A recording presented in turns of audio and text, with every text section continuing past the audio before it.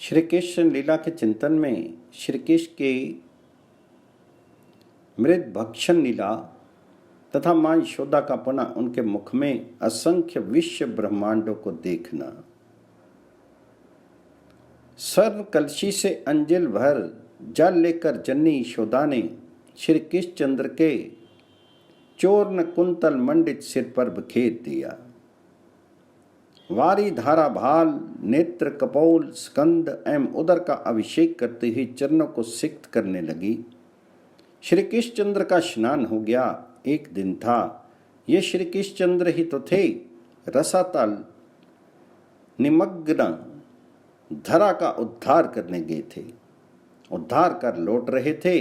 इनके विशाल वरा विग्रह के दंष्ट अग्र पर पर्वत आदि मंडित धरा शोभित थी तथा चारों ओर अपरिसीम सागर हिलोरे ले रहा था। उस दिन सागर की अनंत अंबुराशि इनके एक रोम विवर को भी भर देने में समर्थ नहीं हो सकी। पर आज जन्नी की अंजलि का जल ही पर्याप्त हो गया। उतने जल से ही जन्नी ने अरविंद नेत्र श्री कृष्ण चंद्र को नहला दिया। स्नान के उपरांत ब्रजरानी पुत्र का अंग मार्जन एवं श्रृंगार करती है। अति सरस बसन तदन पोछी लेकर मुख कमल अंगोछी अंजन दो दृग भरी दीनो भ्रुव चारो चखोड़ा कीनो आभूषण अंग ते बनाए लाली करम करम पहराई। अब यशोदा रानी श्री कृष्ण का हाथ पकड़े भोजनागार की ओर जा रही है। नीलमणि की भोजन में रुचि हो, इस उद्देश्य से विविध पके हुए अन्न का वर्णन भी पुत्र को सुना रही है। विश्वपति विशंबर को मिष्टान का नाम सुना सुनाकर प्रलोभन करने का ये प्रयास कितना आश्चर्यमय है। अति पयोसर सरस बनाई तेहि सोठ मिरच रुचि नाई दधी दूध बरा दही रोरी सो खात अमृत यक गोरी सुठी सरस जलेबी बोरी जिहि जेवत रुचि नहीं थोरी अरु खुरमा सरस सवारे ते परसी धरे हैं न्यारे शक्कर पारे सद पागे ते जेवंत परम सभागे सेव लाडू रुचिर समारे जे मुख मेलत सुकुमारे सुठी मोती लाडू मीठे वे खात न कबू उबिठे खीर लड्डू लवंगन नाए ते करी बहु जतन बनाए गूजा बहु पूरन पूरे भरी भरी कपूर रस चूरे असु तसीए दाल मसूरी जो खाती मुख दूर दूरी अरु हेमसी सरस समारी अति स्वाद परम सुखकारी बाबर बरने नहीं जाई जिहि देखत अति सुख पाई मृदु मालपुआ मधु साने जे तुरत तपत करी आने सुंदर अति सरस अंदर से ते घृत दधी मधु मिली सर से घेवर अति घिरत चभोरे ले खांड सरस रस बोरे मधुरी अति सरस खजूरी सद पर सी धरी घृतपुरी। इतना ही नहीं, वास्तव में अनंत ऐश्वर्य निकेतन स्वयं भगवान श्री कृष्णचंद्र भी इस मिष्टान चर्चा से प्रलोभित हो जाते हैं। भले ही वे इस पुरुष सूक्त के मंत्र से सविधि अर्पित नैवेद्य संभार की ओर दृष्टिपातक ना करें, किंतु जन्नी की ये मिष्टान वरना उनके कर्ण अंधरों में सुधा धारा बहा देती है। नित्य तृप्त निर्विकार श्री कृष्णचंद्र में चाह का लोलुपता का संचार कर देती है। नित्य नरी को चंचल बना देती है। घृत सिक्त पूरियों का नाम सुनकर के तो उनके हर्ष का पार नहीं रहता। जब पूरी सुनी हरि हर्ष्यो तब भोजन पर मन कृष्यो। श्री कृष्णचंद्र को जसोदा रानी भोजन गृह में एक सुंदर पीताभ आसन पर बिठा देती है। श्री रोनी के हाथों से एक एक वस्तु लेकर के अपने नीलमणि के सामने रखती है। नीलमणि अग्रज बलराम को पुकारने लगते हैं। उनके बिना वे कभी भी भोजन नहीं करते। श्री बलराम जी को भी श्री कृष्ण के बिना भोजन भाता नहीं। वे इस समय कुछ दूर खड़े रह करके श्री कृष्ण की ओर देख रहे हैं। अनुज का आवाहन सुनते ही आ पहुंचते हैं और तब क्रमशः भोजन एवं अंचवन आदि होता है। बालदाऊ टेरी बुलाए, ये सुन हलधर ता आए, शट रस प्रकार मंगाए, जे बरनी जसोदा गाए। मनमोहन हलधर बीरा, जे मत रुचि राख्यो सीरा, शीतल जल लियो मंगाई, भरी झारी जसमती ले आई।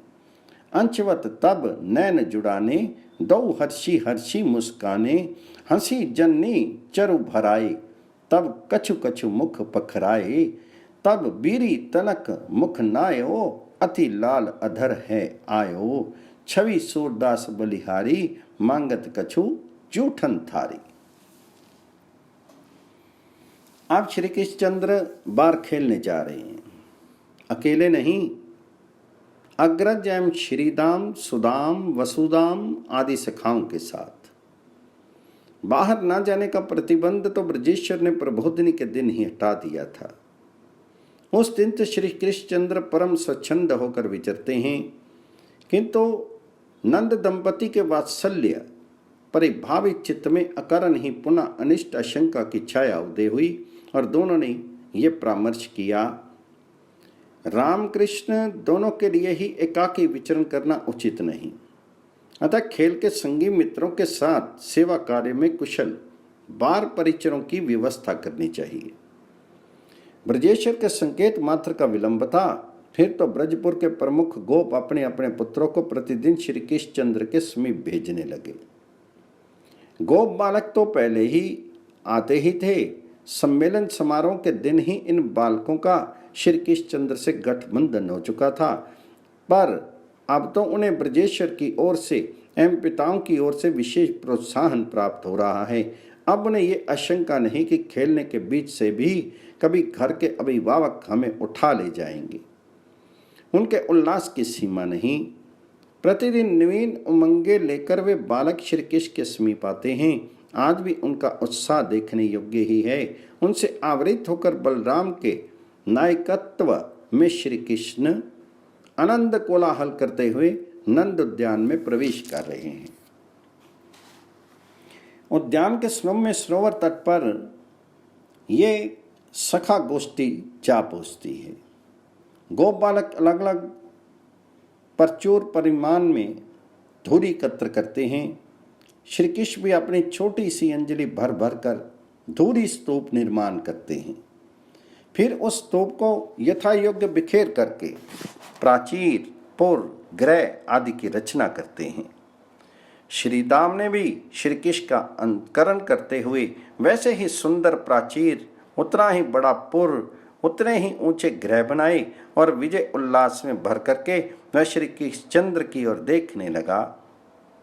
श्री कृष्ण हंसते हुए अतिशय शीघ्रता से उठे। उन्होंने श्री दाम निर्मित प्राचीर, पुर, ग्रह पर अपना हाथ फेरकर उन्हें गिरा दिया। बस अविलंबी श्री दामा ने भी लपक करके श्री कृष्ण की रचना मिटा दी। अन्य बालक हंसते हुए ताली पीटने लगे। श्री कृष्ण के मुख पर लज्जा छा गई तथा श्री दाम के मुख पर भर गया विजय कर। श्री कृष्ण अत्यंत तत्परता से पुनः धूली राशि बटोर करके गृह निर्माण में लगे, किंतु इस बार आर्द्र धूली किंचित शुष्क हो जाने के कारण टिक नहीं रही है। प्राचीर बन नहीं पा रहे हैं। अत्यंत परिश्रम करने पर भी किसी प्रकार टेढ़ा मेढ़ा प्राचीर तो बन भी गया, किंतु पुर की रचना नहीं हो सकी। इसी बीच में अन्य गोप बालकों के अपनी अपनी रुचि के अनुरूप घरौंदे बन चुके हैं। केवल श्री कृष्णचंद्र ही असफल हो रहे हैं। उनके मन के अनुरूप पुर, ग्रह इस धूली स्तूप में मूर्त नहीं हो रहा है। वे बनाते हैं और ढा देते हैं, फिर गढ़ते हैं और फिर तोड़ देते हैं। इस पुनर्निर्माण के उद्यम में उन्हें अत्यंत परिश्रम हो रहा है। श्याम क्लेवर धर्मार्थ हो चुका है। प्रस्वेदकन भाल पर कपोलों पर झलझल करने लगे हैं। इस अभूतपूर्व लीला कौतुक का दर्शन करके स्वर्ग निवासी देवगण के आनंद की आश्चर्य की सीमा नहीं है। वे सोच रहे हैं, जिन्हें स्वयं प्रयत्न नहीं करना पड़ता, जिनका भूभृंग मात्र ही ना जाने कितने शत शत विश्व ब्रह्मांडों की सृष्टि करता है, रक्षा करता है और पुनः उसका संहार कर डालता है, वे ही श्री कृष्णचंद्र आज धूलि के द्वारा पूर्ण ग्रह निर्माण करने जाकर अत्यंत परिश्रांत हो रहे हैं। उनका समस्त शरीर प्रस्वेद से लथपथ हो रहा है तथा उस पर भी वे अपनी चेष्टा का विराम जो नहीं कर रहे हैं। श्री कृष्ण चिंतित से हो गए हैं, क्योंकि पुनर्निर्माण की बारंबार चेष्टा अब तक विफल जो हो रही है।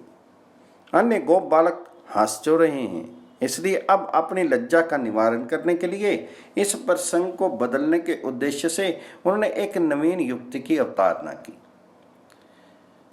वे एक मृतिका खंड उठा लेते हैं और उठाकर मुख में रख लेते हैं। उनका ये करना था कि गोप बालकों के मनोभाव बदल गए। उनकी कौतुकमयी वृत्ति कुछ समय के लिए त्रोहित हो गई। वे परस्पर चर्चा करते हैं, बोले, अब भैयाओ, श्री कृष्ण तो मिट्टी खा ली, तुम्हें स्मरण होगा, अरे उसी दिन की तो बात है, श्री कृष्ण ने इसी उद्यान में उस वन फल को तोड़कर अपने मुख में रख लिया था। मैया ने देख लिया था, वे दौड़ी आई, मुख से वह फल बाहर निकाल करके फेंका तथा हम सबसे कह गई कि पुत्रों, श्री कृष्ण को मेरी आज्ञा बिना कोई नवीन वस्तु खाने मत देना, और यदि वह खा ले तो अविलंब मुझे सूचना दे देना। तो इसने तो अभी अभी हमारे देखते देखते मुख में एक मिट्टी का ढेला रख लिया है, पता नहीं क्या परिणाम हो। मैया को बुला लाओ, कम से कम सूचना तो दे दो। इस प्रकार परामर्श करके 4 गोप बालक तो ब्रजेंद्र गहनी के समीप दौड़ गए। श्री राम उनका नेता बन के गया। आज सर्वप्रथम उसी की धूली घरोंदे को श्री कृष्ण ने छिन्न भिन्न कर दिया था।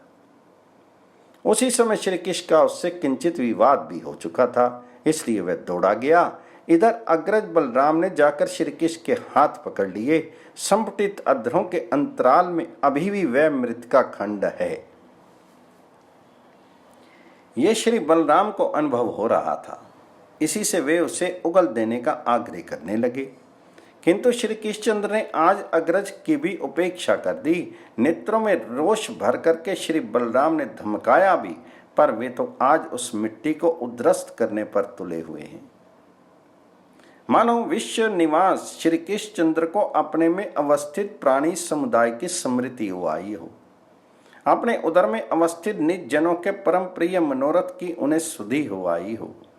अपने ही कुक्षी में निवास करने वाले अनन्य निर्भर प्राणियों की ये चिरंतन प्रार्थना श्री कृष्ण के प्राणों में आज पुनः झंकृत हो उठी हो।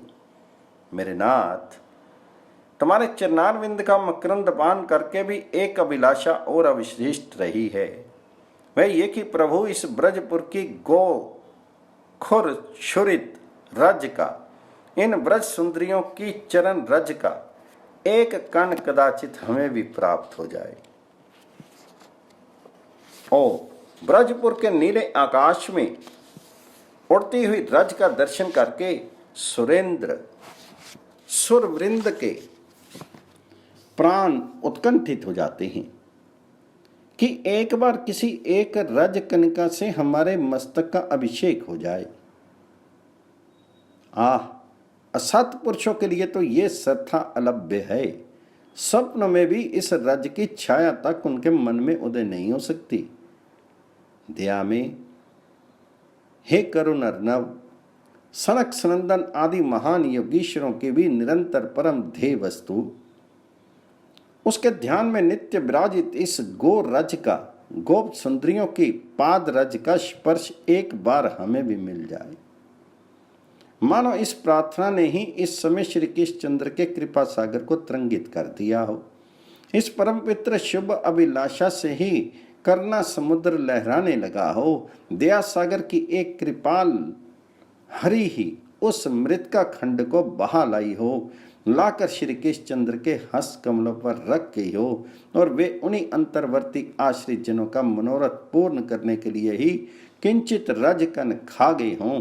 नहीं नहीं, मुख कमल के पद से गोपिका चरण पराग उनके समीप प्रेषित हो रही हैं।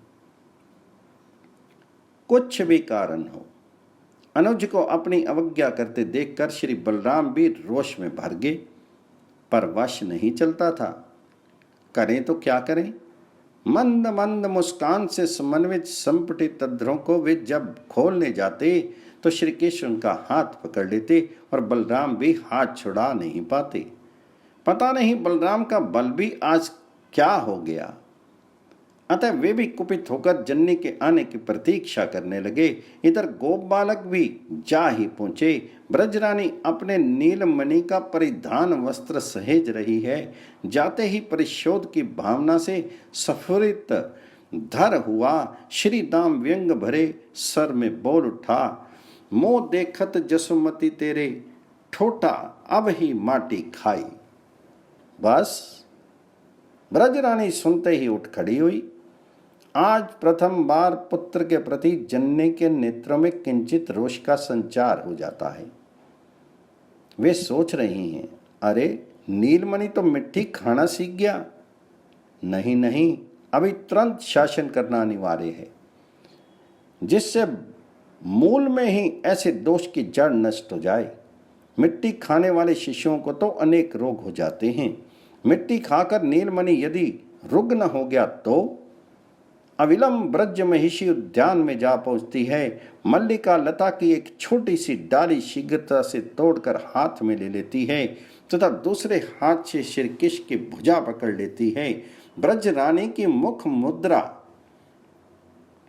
एवं उनके हाथ में छड़ी देख करके श्री कृष्ण सहसा अत्यंत भयभीत हो जाते हैं। उनकी भीति विजड़ित नयनों की शाम पुतलियां नाच उठती हैं। वास्तव में तो इन घूर्णित नयनों के रूप में आदि पुरुष के नित्य स्वरूप चंद्र सूर्य ही चंचल हो उठे हैं।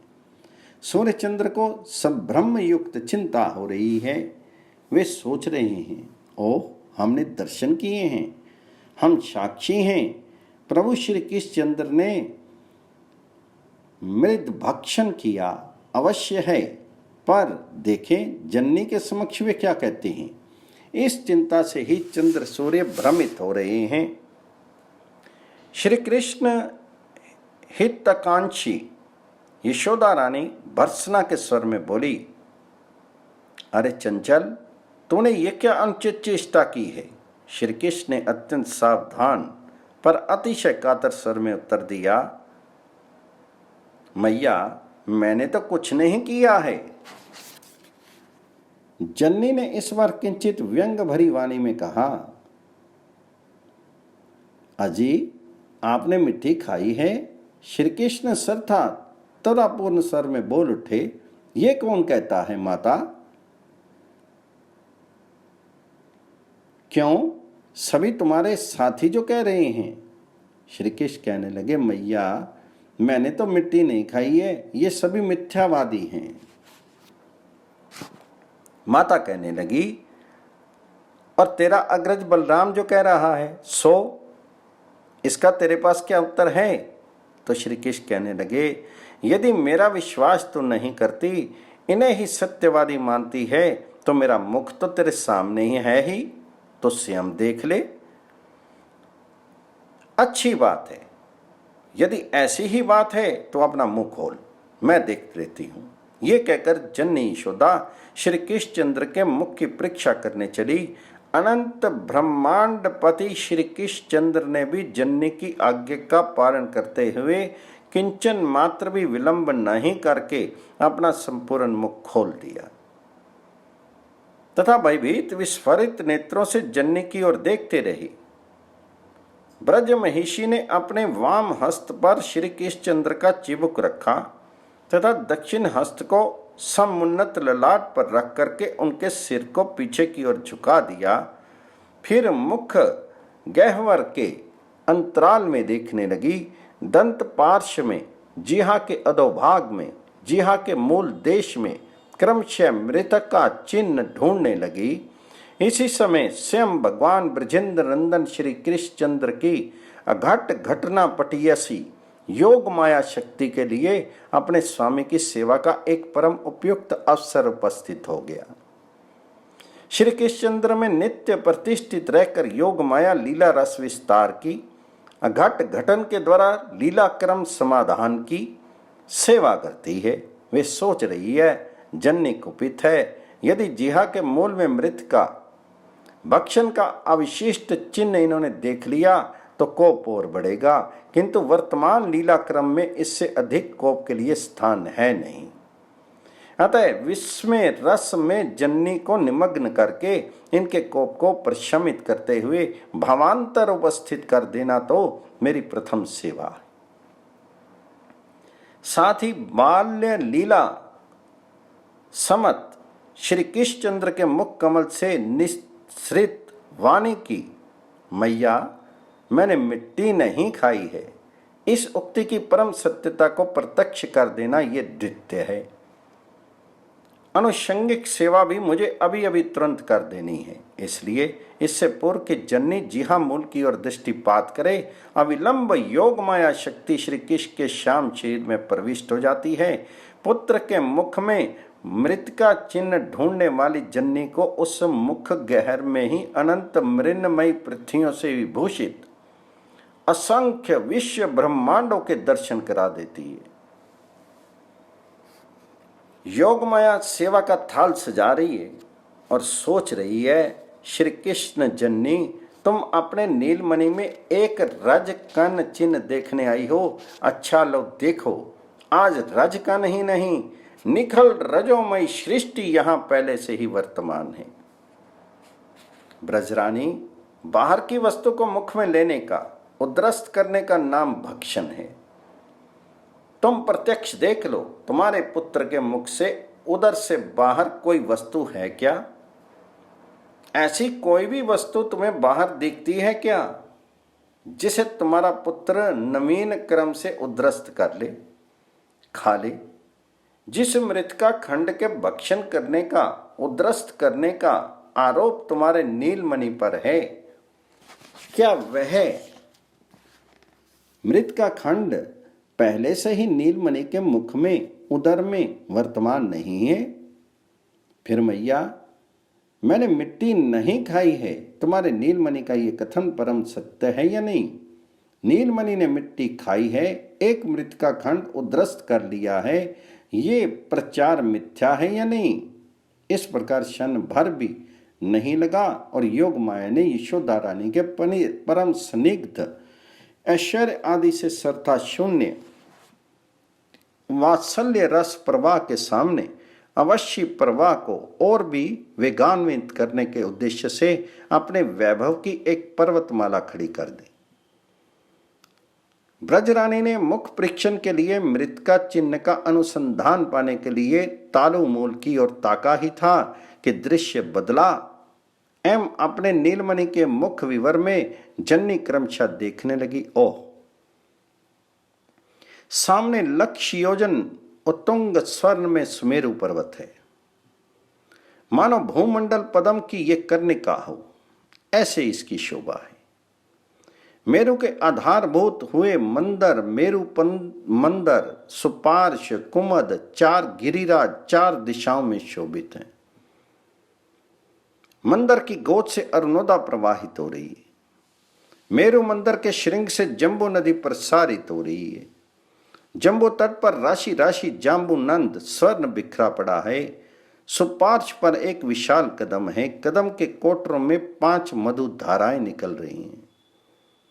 ओह, ये सामने कुमुद गिरी पर अवस्थित शतवल्श नामक वट वृक्ष कैसी शोभा है। वट स्कंद से अनेकों प्यस्वनीय निर्गत होकर नीचे की ओर भागती जा रही हैं। ये देखो, मेरु मूल में अवस्थित कुरंग, कुरर, कुसुम्ब, विकंक आदि गिरिमालाएं कितनी सुंदर हैं, जैसे कर्णिका केसर हो। अब समझी, मेरु को परिवेष्टित किए हुए ये समस्त जम्बू द्वीप है। जम्बू को आवृत किए हुए ये लवणों दधि की लहरें हैं। क्षार समुद्र भी एक विशाल द्वीप से परिवेष्टित है। अरे ये तो प्लक्ष द्वीप है, वह वहां है स्वर्ण में प्लक्ष तरु। ये तो इक्षुरस का सागर लहरा रहा है, ये शालमली, फिर ये सुरोधदी, आगे कुश है, घृत समुद्र है, ये क्रोंच, ये शिरोधदी, अब शाकद्वीप आया है। ओ इतना विशाल दधी मंडोत सागर है। पुष्कर द्वीप का यही तो कनक पत्र समन्वित बृहद पुष्कर है।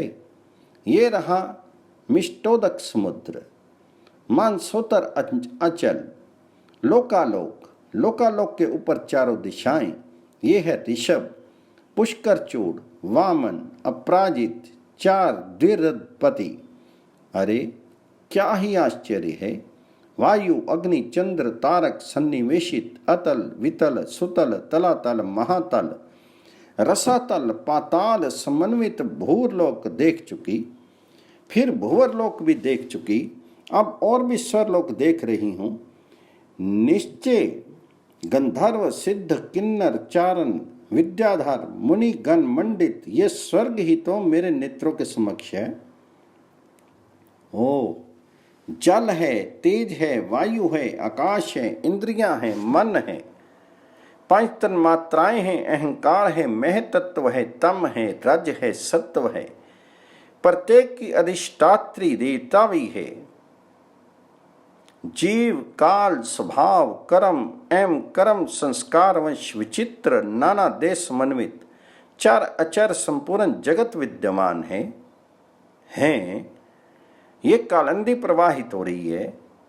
हो ये ब्रजपुर आया, ये ब्रज गोप गोपकाएं हैं, ये तो ब्रजेंद्र प्रासाद है। अरे ये तो उद्यान है, ये मेरा नीलमणि है, मैं उसका मुख विवर देख रही हूं। अरे ये क्या अनंत ब्रह्मांड, एक से अनंत ब्रजपुर, ओह एक से अनंत उद्यान, एक से अनंत नीलमणि, एक से अनंत यशोदाएं नीलमणि का मुख विवर देख रही हैं। ब्रज महिषी के हाथों में कंप होने लगता है, छड़ी हाथ से गिर पड़ती है। वे श्री कृष्ण का हाथ छोड़कर के व्याकुल हो जाती हैं। करते सांटी गिरत नहीं जानी, भुजा छाड़ी अकुलानी। ब्रजरानी नारायण नारायण उच्चारण करने लगती है, साथ ही सोचने जा रही है, मैं क्या स्वप्न देख रही हूं या मेरे नारायण देव की ये माया है, अथवा मेरी बुद्धि में ही कुछ विलक्षण मोह हो गया है। मेरे नीलमणि में ही ऐसी कोई जन्मजात सिद्धि तो नहीं है। ओह कुछ भी समझ नहीं पाती। श्री कृष्णचंद्र को गोद में उठाकर जननी चल पड़ती है। अंतर हृदय में झंझावत प्रवाहित हो रहा है, पर ऊपर किसी को इसका अनुमान तक नहीं। केवल इतना ही लक्षित हो रहा है कि जननी अन्यमनस्का सी होकर पुत्र को लिए जा रही है। योग माया ने जमनिका गिरा दी है, पर जननी का मन अभी भी उस दृश्य में ही उलझा हुआ है। नाना प्रकार के संकल्प विकल्प मन में उठ रहे हैं, पर किससे कहे। ब्रजेंद्र तो गोष्ठ गए हुए हैं। मन विक्षिप्त सा होता जा रहा है, क्योंकि वे अनुभव कर रही हैं कि मैं इच्छा करते ही अपनी उंगलियों से नीलमणि का मुख ढकने में समर्थ हो रही हूँ। पर साथ ही अभी अभी इतने छोटे मुख विवर में ही मैंने अनंत ब्रह्मांड देखे हैं। कभी कभी ये मन में आ रहा है कि कदाचित आश्री माया ही तो ये नहीं है। तथा इसलिए मैया ने अनेकों उपचार भी आरंभ करवा दिए हैं। स्वयं रक्षोघ्न मंत्रों से जल अभिमंत्रित करके श्री कृष्णचंद्र के मुख में डाल रही है। देखो रे जसुमती बैरानी, घर घर हाथ दिखावती डोलती, गोत लिए गोपाल बिनानी। जानता नहीं जगत गुरु माधो, इहि आए आपदा नसानी, जाको नाव शक्ति पुन जाकी, ताको देत मंत्र पड़ी पानी। अखिल ब्रह्मांड उदरगत जाके, जाकी ज्योति जल थल ही समानी, सूर सकल सांची मोहि लागती, जो कुछ कहे गर्ग मुख बानी। कठिनता यह है कि ब्रज सुंदरियों को पूरा पूरा अनुमान भी नहीं हो रहा है कि जन्नी ने क्या देखा है। वे ब्रजरानी का प्रत्येक आदेश तो पालन कर रही हैं, पर श्री कृष्णचंद्र की ओर देखने पर किसी भी गंभीर परिस्थिति की कल्पना वे कर नहीं पा रही हैं। जो हो, ब्रजरानी श्री कृष्णचंद्र को लिए नारायण मंदिर में चली जाती है। पुत्र को मंदिर द्वार पर बिठा करके स्वयं माथा टेक देती है, अश्रुपूरित नेत्रों से प्रार्थना करने लग जाती है, देव, मैं तुम्हें भूल गई हूं, इसलिए सारा अनर्थ है। तुमने ही मुझे नीलमणि का दान दिया है। नीलमणि वास्तव में तुम्हारी ही वस्तु है, किंतु मैं उसे अपना मान बैठी। ये यशोदा मैं हूं, ये ब्रजेंद्र मेरे पति हैं, ये नीलमणि मेरा पुत्र है। ब्रजेंद्र की समस्त संपत्ति की मैं स्वामिनी हूं, इसकी मैं धर्म पत्नी हूं। ये गोपियां मेरी हैं, ये गोप मेरे हैं, ये अपार गोधन मेरा है। इस प्रकार अहंता ममता से युक्त होकर मैं तुम्हें भूल गई, अहंता ममता रूपी कुमति से आच्छादित हो गई।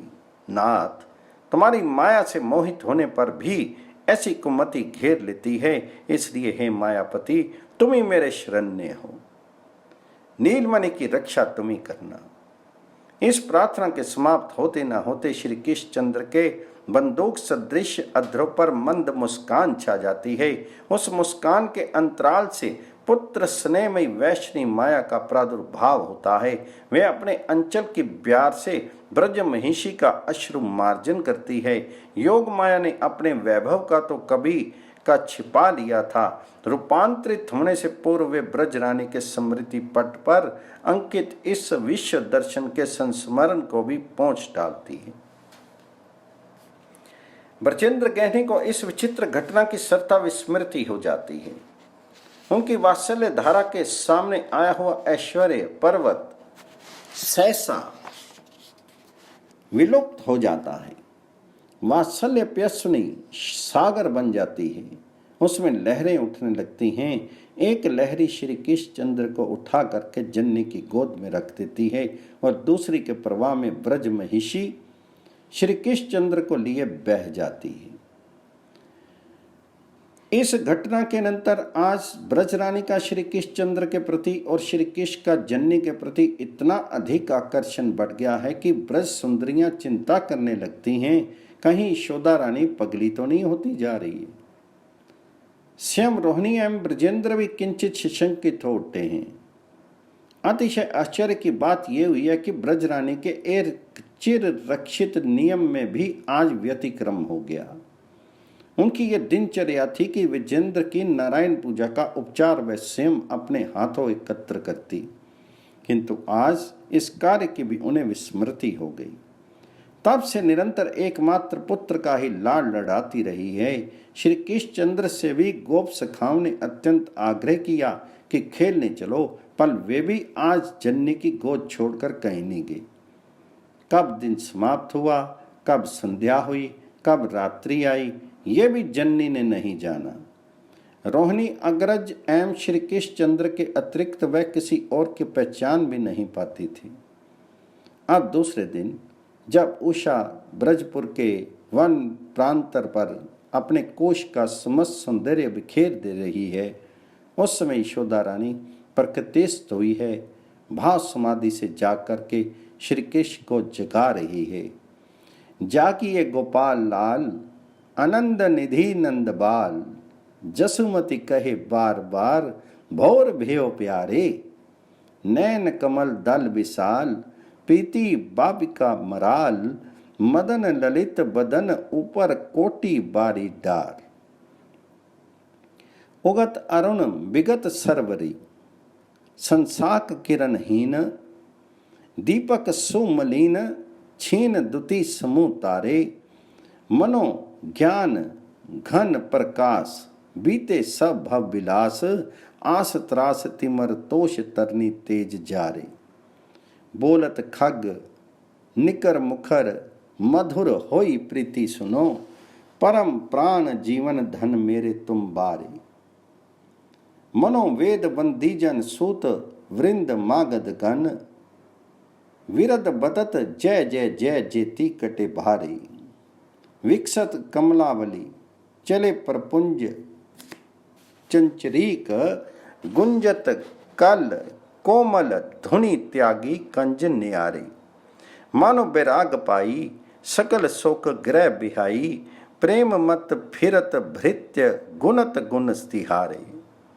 सुनत बचन प्रिय रसाल जागे अतिशय दयाल। भागे जंजाल जाल दुख कदम टारे।